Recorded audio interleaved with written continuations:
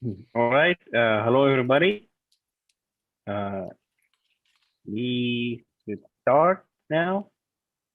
Um, so if you haven't already, could you please turn your cameras on? And another reminder about the attendance sheet. So could you please go to the link on the Google Sheet and mark your attendance for today?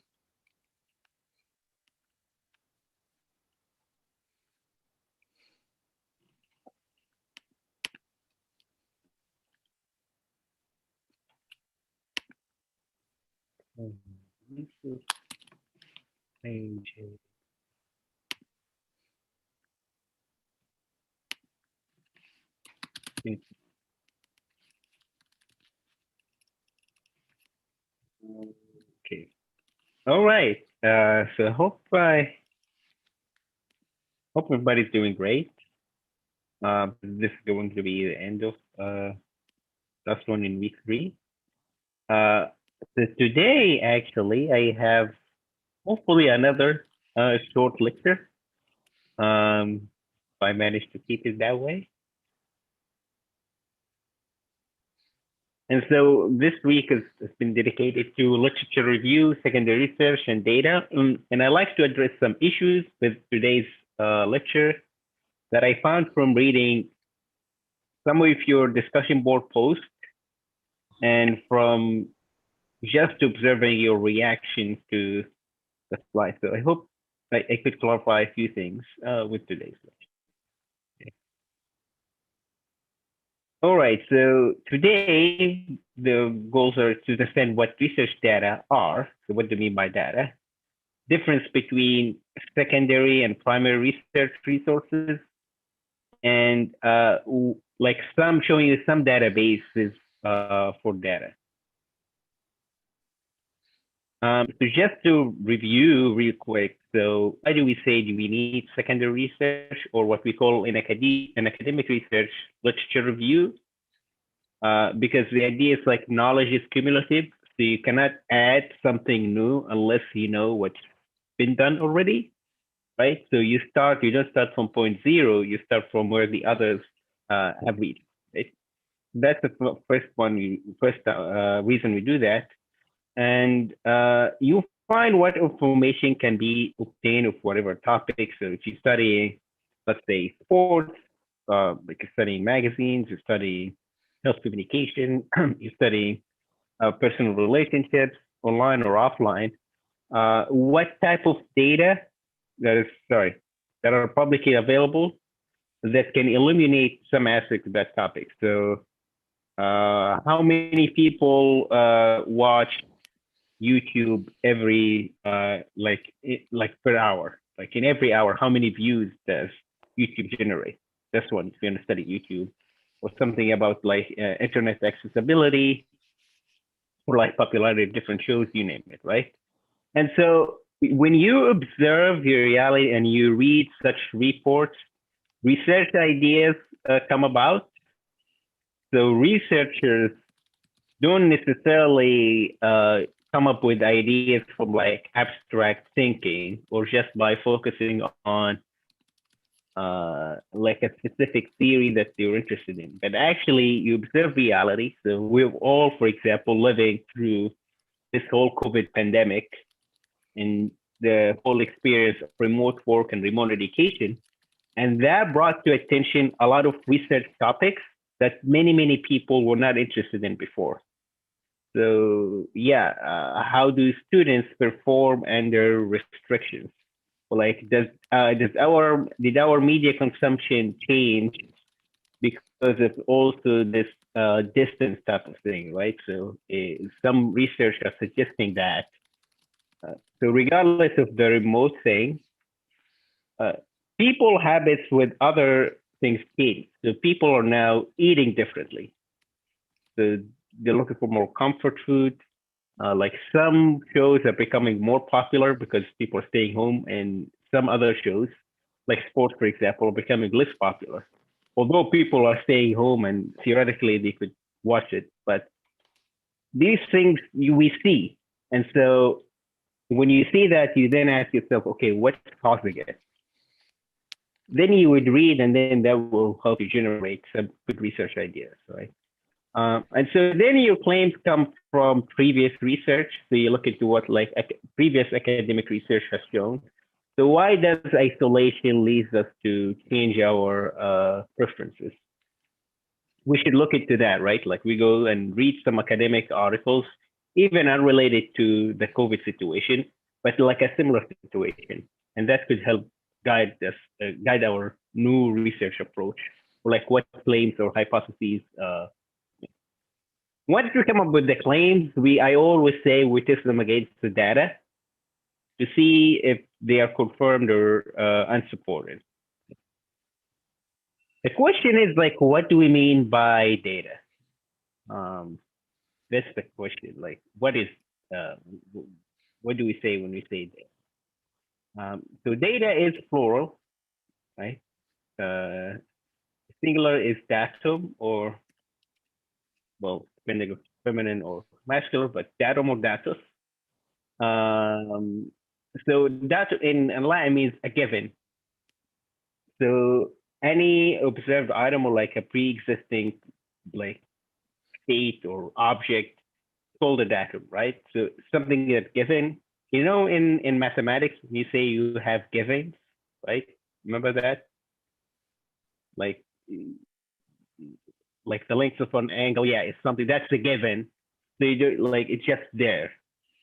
So in science, when we say data, that's mean also recorded observations, regardless of how recorded they are. So data is pretty much a very broad category.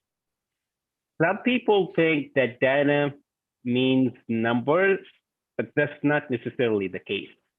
The data could mean numbers for sure, so the numbers of people who got infected last week, or it could also mean like even text. So if I'm interviewing you, your words are the data for my research.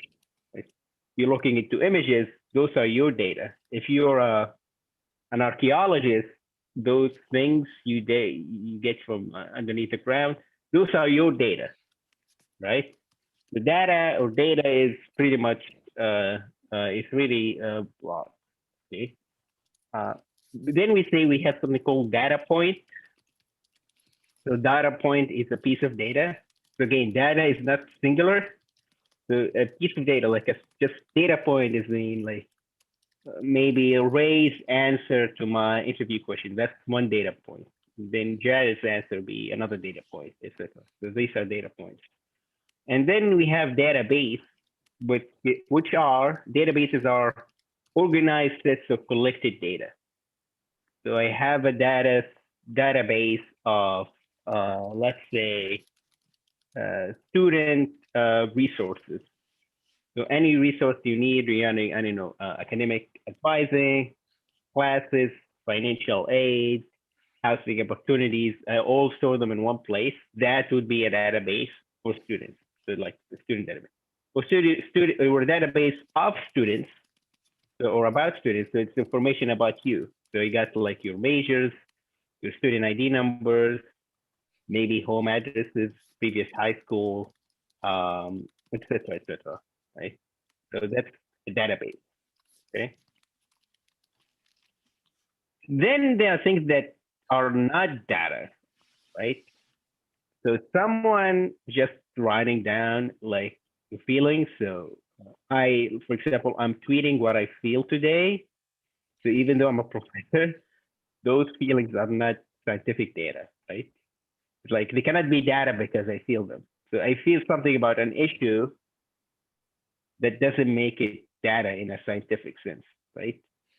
Similar to opinions, whatever I think of, I don't know, the sport teams, countries, restaurants, political parties, you name it, those are opinions. So they are not data. So when we say data as evidence in research, yeah, like something that is objective, and so subjective opinions, feelings, and impressions. So you see something, you feel bad or right about it. Yeah, those are not objective matters. It's not. They're not given. That's just your subjective reaction. So that won't count as data, right? That's just you as a researcher. You just feel that, right? Similar to judgment. So like value judgment, for instance, so data won't tell you what you should do. Like when we say, always say the truth. Okay, that's a moralistic teaching, not data. Like it's not a given thing. Like you either follow it or like don't follow it. Okay? Help the needy. Again, that's like a teaching, but it's not data. Just something you believe or not. It's not a given. That's the point, right? And art, for example, so anything like a subjective statement can not an already given system reality. However, those things, I want to make sure that you understand the difference. Like even those subjective statements can be analyzed as source of data, but not data themselves. So let me explain. So you want to see, you want to measure, for example, how students are coping with how college students are coping with campus restrictions on social media, let's say on Snapchat or TikTok. Your research then will look into those TikTok videos, let's say, and analyze it. So the TikTok videos become the data for me. So that's the subject I am studying, right? But not for the creator. So you see, the creators just subjectively created them and posted them to TikTok because they thought it's cool. But then those by themselves became my subject of inquiry as a researcher, okay? So they become the source of my data, right? So once I collect that, they become data to me, right? Because it's objective. I'm getting what the students are doing, not me doing it, right? So to you, to like a single student, yeah, they're not data. To me, they are the data, right? So that's the difference. So that's, and then we have sources of data. And so they are either secondary resources or primary resources. I sort of touched upon this before. So secondary sources of data collected by someone else.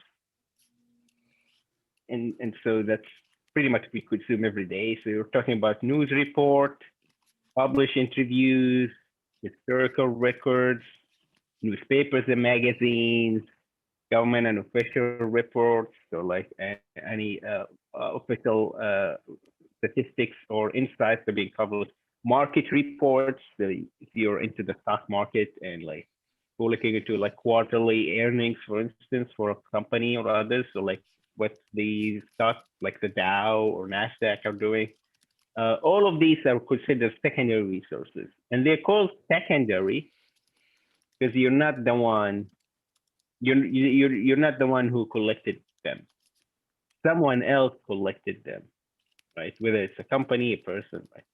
So to you, they become secondary resources, right?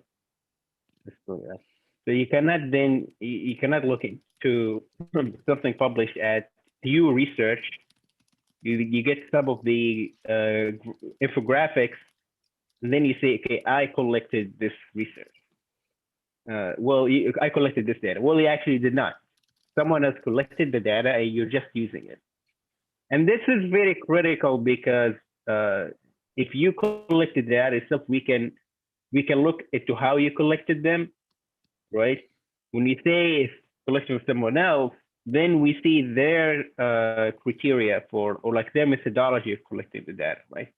And that's why it's important to keep the distinction between secondary and primary, right? So we know like the quality of the data, how the data was collected, and whom we should do like a background check on. So it's like the researcher, the source, etc.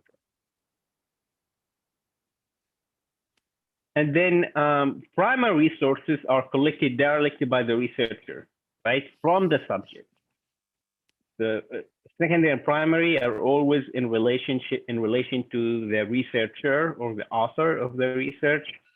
To directly observe events, right? So you were somewhere, like let's say we're in history research, not communication. Yeah, you witnessed, let's say, an actual disaster, a war. So that's something, yeah, primary, that's the primary. Yeah, I saw the thing. If you went on and like interviewed eyewitnesses, that will be primary data, right? So the key is you interviewed them, not someone else. Okay? So if you interviewed eyewitnesses, it will become also primary data. Okay. Reported answers by participants. So I gave you a list of, like I gave you a questionnaire and you answered it, right? You, like for instance, when you rate your professors, right? So reported answers are the primary data because from the subject to the researcher. Right? Physiological measurement, right? So someone's getting your blood pressure or like brain imaging or scanning, right? It's directly from the body of the subject to the researcher.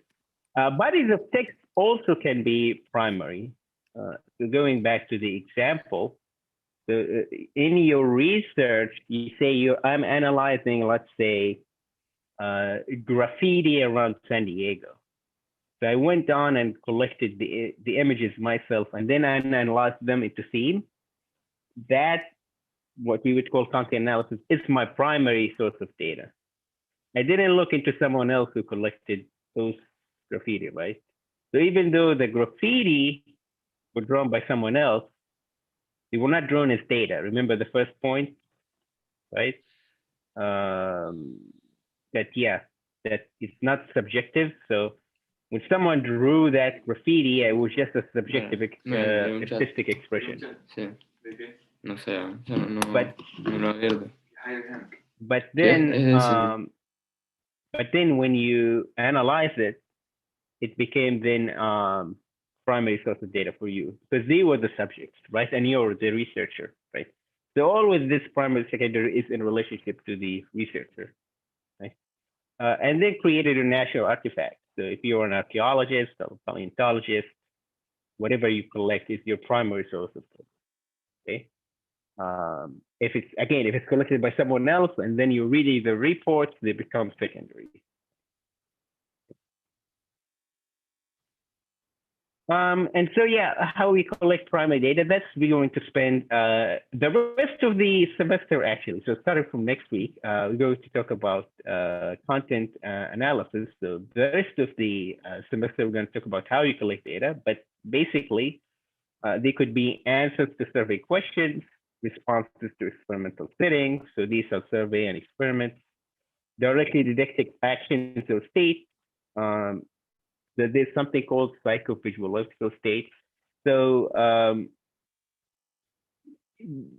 so have you seen maybe in movies or something where if they want to measure someone's emotional reaction, you could put wires somewhere like in their like on their face, like here to get their pulses. So I let you watch like a scary movie, let's say, and I want to see your like skin conductance or like heartbeat rate.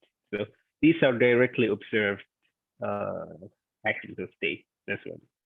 Recorded observations. So I go out somewhere and I just observe what people are doing, and that will be the source of data of like observing their behavior. Um, so yeah, how people work out, let's say outdoors. Yeah, I just go to different places and observe it multiple times, and I come up with my findings. Right. Um, Real world interactions. So the data could be, for instance, like real commercial transactions. Uh, so if you're doing advertising research, for example, sometimes you look at the sales data. So you ran an advertising, or like you ran let's say an online advertising campaign, and you want to measure how well people reacted to it. And your metric would be the number of like sales, or what we would call conversions. So how many people clicked on and purchased the item from the advertised link.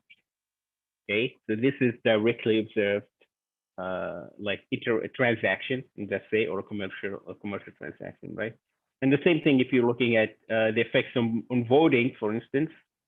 So you look at one specific area and you see, okay, we aired that political commercial, and we want to see if it had an effect on that zip code or zip codes that commercial was aired on.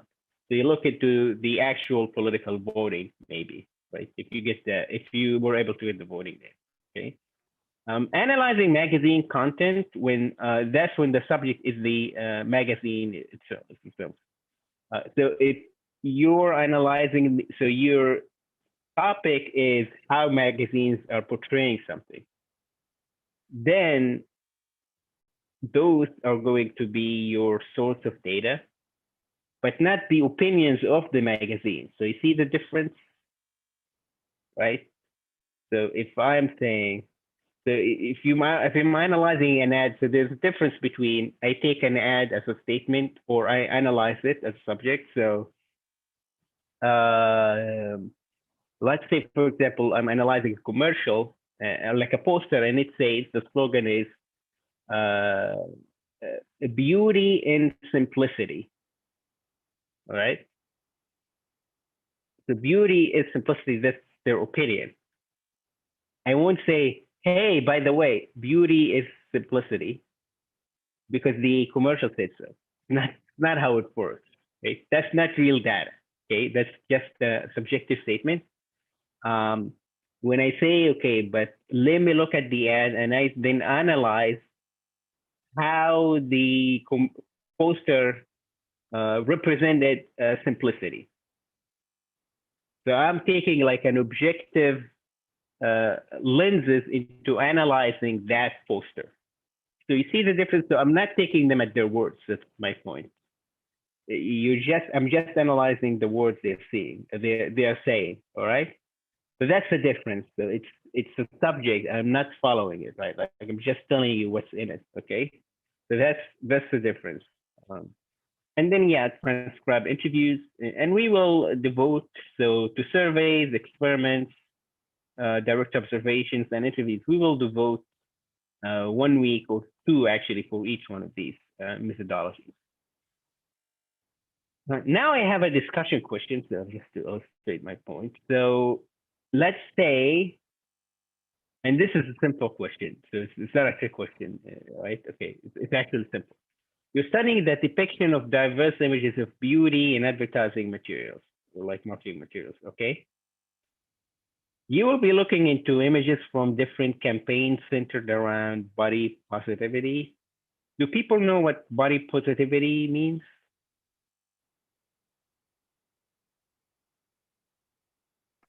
Could it be like having an appreciation for your body, or just like, yeah, sort of like liking the body, your body? Yeah, regardless of what shape it takes, right? So yeah, it's like the idea, like be positive about your body, like different.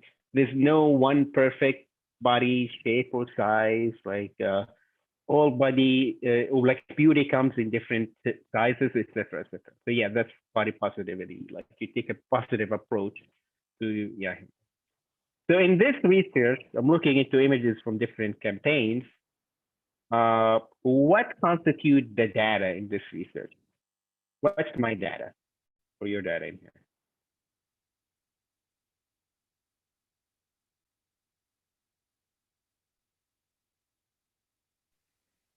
You'd be recording observations of that come from yourself, like looking at certain like magazine covers and whatnot. So it'd be a primary source of data because you're collecting it. Right. So the source of data is like the like the commercial materials I'm looking into, whether they are from magazines, print, or online, whatever, right? Social websites, yeah. So that would be my primary. That would be my data. Like the data, I'm collecting data from those sources. Okay, those are the data. So the magazines, if we're doing print, then yeah, there will be the data. So okay. Now, assume you want, assume you want to know, sorry for the misspelling, assume you want to know want to measure the reaction by consumers. All right, so the reactions by consumers to this type of campaigns. What are going to be the data then? What's the data if I want to measure the reaction by consumers?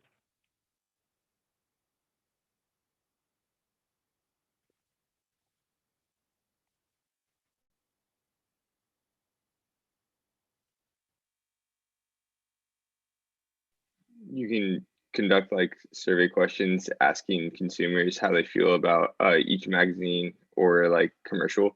So it would again be like a primary source of data. So it's primary search because I'm getting the data from directly from who? From the consumers, right? Okay, right. So in that sense, when I say the claim, so let's say the claim people liked it, okay? Then the data that supports it is like consumers' own reports about it, right? So it's not, going back to my original point, it's not my reaction to it as a researcher. So I, as a researcher, can look at can analyze the content, right? But I cannot, based on my own impression, say, okay, this is effective, right? I can write an opinion piece about it, but if we're talking research, no. So my opinions of it is just my opinion. If you want to measure public reaction to it, we should ask the public. That would be the objective data, right? So you see the difference between objective and subjective. So however I feel about it, so you can write, like, for example, a critical piece about it, okay? That won't constitute like a data-driven research. But now if you think, okay, we're actually going to measure the consumer's response, then that's going to be the objective data that support your claim, whether those type of campaigns are effective or not. So you see the difference in here, right? So if you just want to analyze what they're saying, okay, that's one thing. So the data are the magazines themselves, assuming we're talking about printed commercials. Or if I want to measure like the effectiveness, then I look into the target consumers. Right? And then my opinions, in either way, my opinions as a researcher are shielded away from the research itself. So that's, you remember when you're talking about objectivity and empirical research, that's what it practically means. So regardless how I feel about this type of campaign, I'm just reporting like either the themes by which those magazines constructed those campaigns or the public reaction. Right? So that's a key difference. So yeah, here are the examples of like secondary research. So what do like secondary research? So could be health records of infection and fatality numbers, stats of the use of social media platforms, public opinion polls, for instance, transcript of legal trials, air TV interviews, etc., etc. So all of these will be considered secondary sources to you. You haven't connected any of them. Primary would be diagnosis of observed patients. So if you're the physician, the data you diagnose is your primary data. So experiments on social media. So we ran, let's say, on Facebook, two types of campaigns. One, let's say, with body positivity. One is using like, the other using like thin ideal bodies. And we are testing the people's reactions. So that's an experiment or a field experiment even. But it's primary because we are the one who collected the data directly, again, from the sources. Okay. Running a any survey that would constitute primary data. Experimental game to assess participants' behavior. So it's different like economic games. So I say I give Julian, there's one, it's called the dictator game. It's fun. So it's like if I give Julian $20, okay, but here's the catch. Here's the catch. I tell Julian, you have to give part of it to Grant, and Grant has to accept it in order for you to take the rest of the money. And then the question then becomes how much Julian will give to Grant. Okay, so Grant has to accept. Okay, then the Julian would be faced with like some logical dilemma of how to actually measure it. Like how much should I give versus how much should I keep without upsetting the other one. It's a fun. It's called, by the way, if you guys are interested, it's called the Dictator's Game. So do you know what's the trick? Okay, this is off topic, but I got interested. I got excited. Do you know what's the trick in it? Like why it would be hard to pick a number?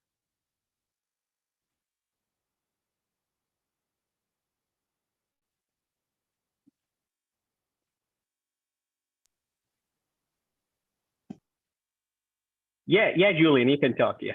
No, I was just gonna say, like, is it because like initially you just would be tempted to just like try and get the majority of the money, so it like makes it difficult. Like you're all like the first thing like you like kind of want to think about is like, okay, what's the least amount of money I can give this person and still like win?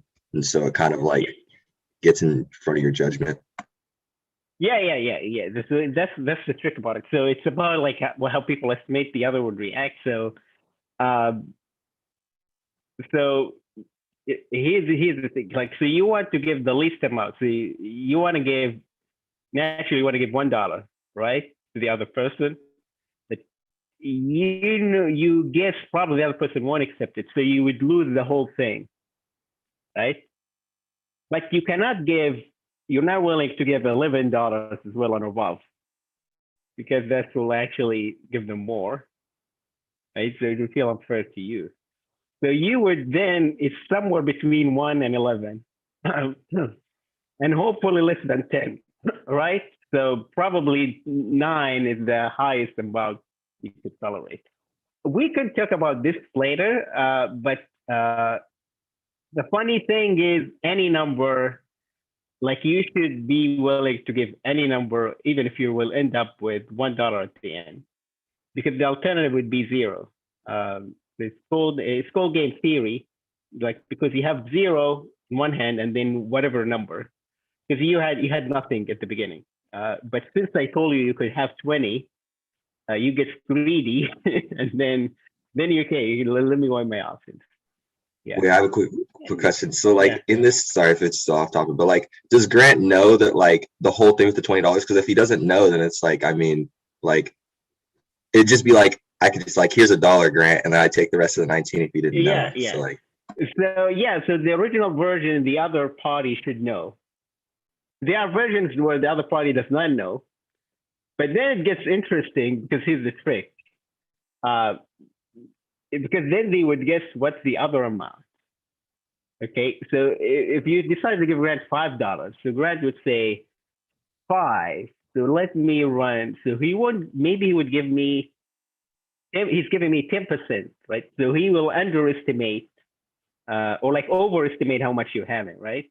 So he would say, okay, maybe he's having 50. So let me ask for more. Then you take it up to a 10. That would confirm his assumptions. Then take it up to like 15. Okay, so it actually gets very excited once you run the second version where the other person doesn't know, right?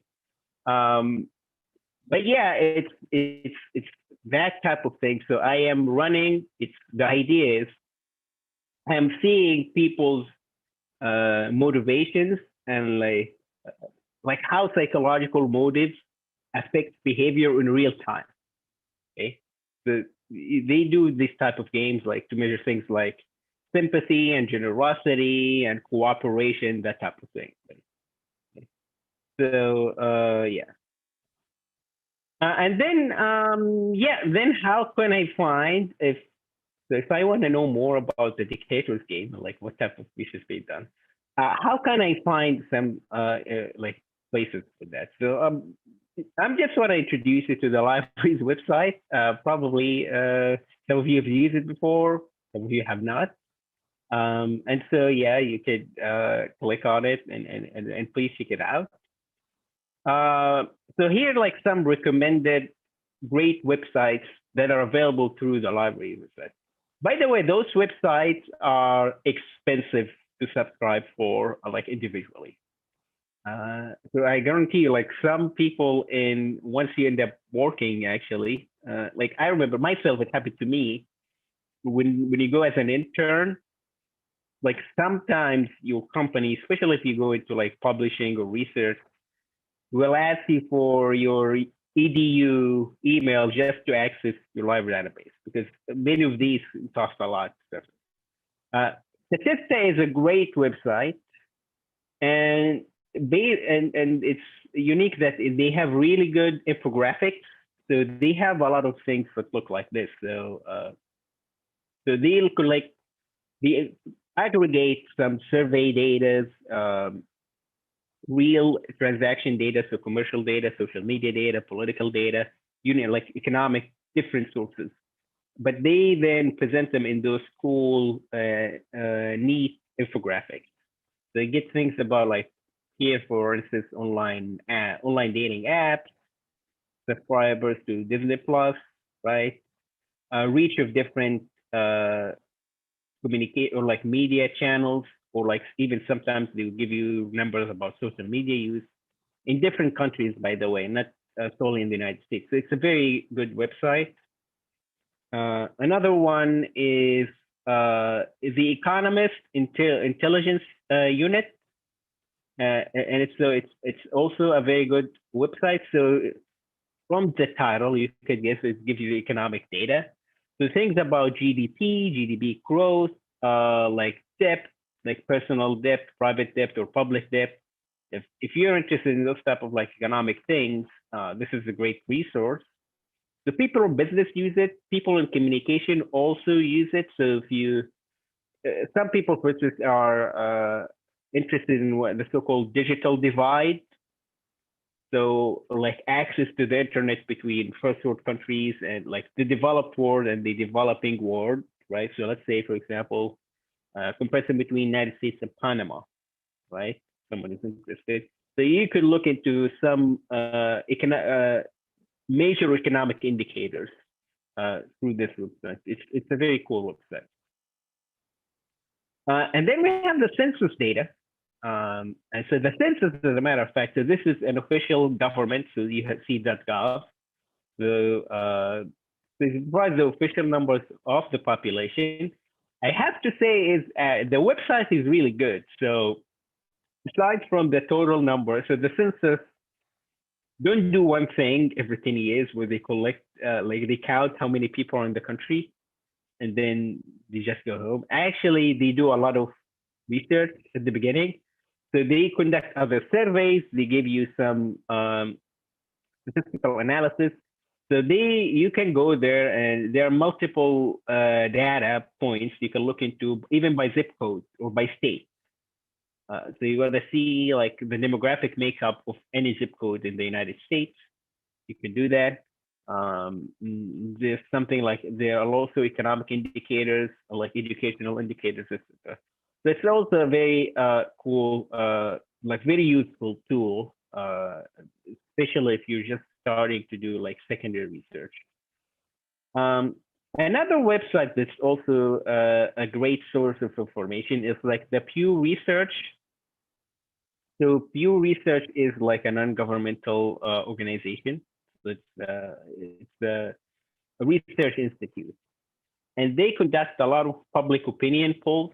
So they send out large-scale polls. So the participants are in the thousands and hundreds of thousands, and they measure things regarding like, well, you could see the categories they have it here. So it's politics, media coverage, social trends, like different social trends regarding social issues and of lifestyle. Religion, they do a lot of religion, and so like the increase or decrease in religiosity levels, for instance. So like they run cool reports like differences between, let's say, Catholic, Protestants, Jews, Hindus, Muslims, etc., etc. And they have a large section on internet and tech. So if you want to find, for example, how many people are users of each social media platforms, you want to run a comparison between like Facebook, Instagram, Twitter, etc., you will find good numbers in Pew Research, right? So it's good if you're running campaigns, like commercial or non-commercial, non-profit. It's a very good source for you to start. Okay. Another source, if you're doing more like marketing communication things, is called Mintel, and it provides great reports on market trends and changes in consumer behavior. So if you want to know what type, like here, for example, snacking trends among Hispanics. So what do Hispanics eat in the United States? And they actually, so the reports consist of survey data and then actual market data. So actual sales volume, like divided up by zip code and demographics. So it's a very great insight into different market trends. So here, like what crackers are becoming popular and why, like drinks, back to school shopping. They have, so you have profiles on like Black consumers, Hispanic consumers, like even LGBTQ consumers. It's a very also very neat group. So it's called Mintel. Everything so is accessible via USD's library website, popular library. Then, and this is going to be actually useful for you. So remember these sources when we do the final project, because will ask you to look for academic for some things in it. If you want to read U.S. newspapers and you don't have the access because everything now is beyond the paywall, there are two major sources, and there are more actually, but these are the two that I personally use. So the first one is LexisNexis, and I think it's now just called Lexis. You can go there and you can read different newspapers. So you can read any articles in the New York Times or Washington Post, or even the regional newspapers like Los Angeles Times or the Tribune. They're all available here. So, and you can go as far back as like decades ago with this, right? And it's a very easy to use. Factiva is another one, and so Factiva is by Dow Jones, the public company. So if you want to read like something like the Wall Street Journal, won't be on LexisNexis, but would be on Factiva. So that's also another one. So those two, probably any newspaper in the US and accessible in at least one of these two, right? Then for academic journal articles, so the type of research I was asking you about at the discussion board, there are two that will give you free access because academic journals are also very expensive to access. So there's one you can EBSCOhost, that's the title of it. And so it gives you access to a large body of academic research. So in whatever topic we were discussing last time, you can find the peer-reviewed, and you should check again what peer-reviewed means. We explained. So you can go to EBSCOhost or like USD Advanced Search. So if you go to the library's website, you go to Advanced Search, and you can look specifically for peer-reviewed journals. Like there, you can check like one box which says peer-reviewed, and you can look up these journals articles.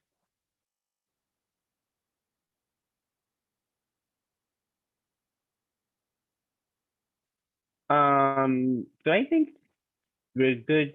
Don't have to go over this. So yeah, then I know I have a few minutes. So if you could just to see that you're not having a problem, can you go to any of these two websites? So you can go to the, let me actually.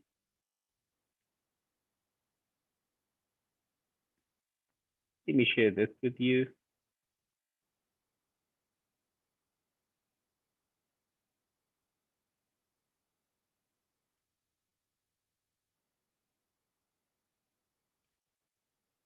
So if you could go to the USD library website and then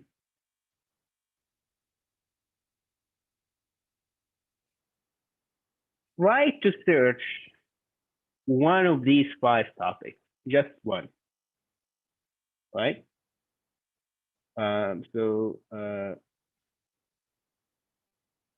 Social media and well-being among adolescents and the youth, online violent video games and aggressive behavior, digital media and misinformation in the United States, media fatigue and academic performance, and minority athletes and sport magazines, right? So regarding of which keywords you want to use, just search one of them and just find one article, right? Just one peer-reviewed article for one of these 5 topics. If you could do that real quick, and probably you can share it. Let's share it via the chat then, okay? And then I'll create a different, like a separate discussion board later for it, right? But let's see. I just want to see if you're not having trouble accessing the libraries with that.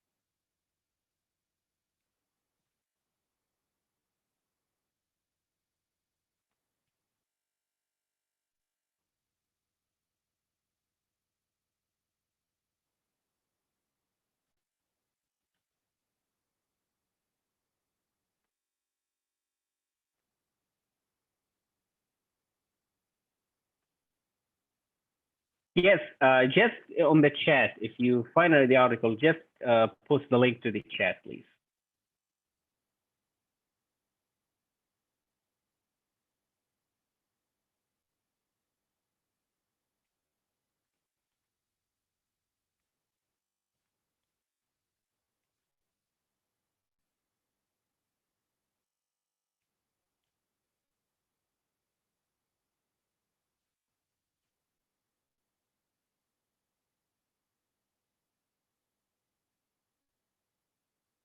Mm-hmm.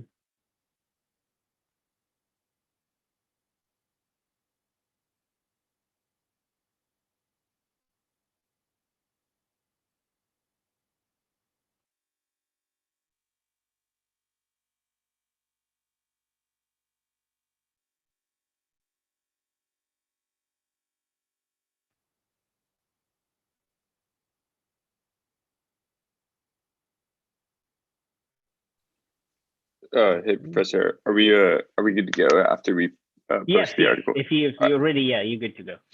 Awesome. Thank you. Have a good one. Thank you. Me too.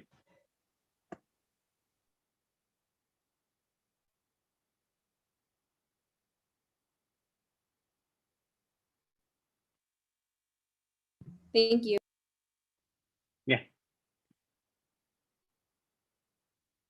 Thanks. Thanks. No problem, Maura.